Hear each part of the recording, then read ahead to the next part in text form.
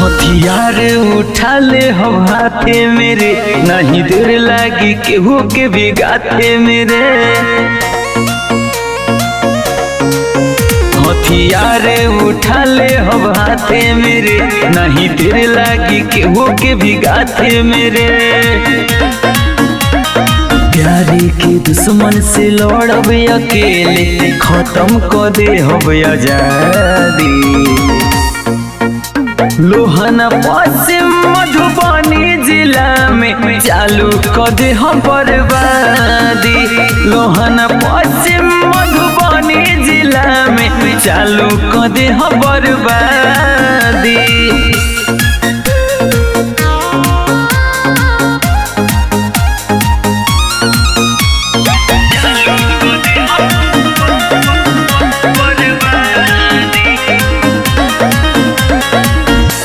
मौत के तांडव होई देखी सब लोग रे, देहब धराई सबके डर वाला रोग रे।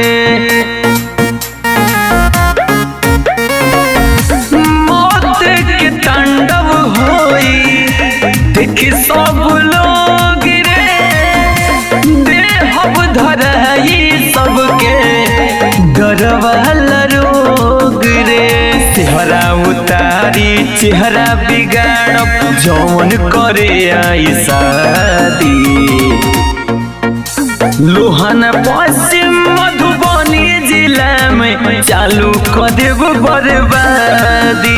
लोहना पश्चिम मधुबनी जिला में चालू कर देब बर्बादी।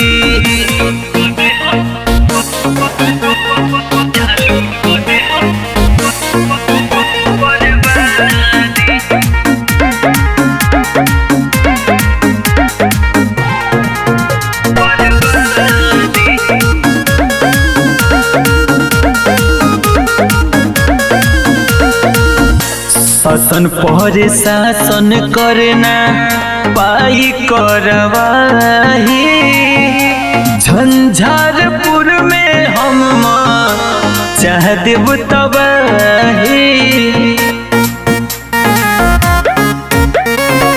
शासन पर शासन करना पाई करवाही। झंझारपुर में हम चाह देव तबाही। कहत बाबे मनोज के सिवा छुई न दोसर शहजादी।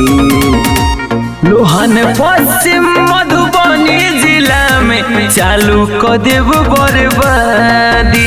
लोहन पश्चिम मधुबनी जिला में चालू कर देब बर्बादी।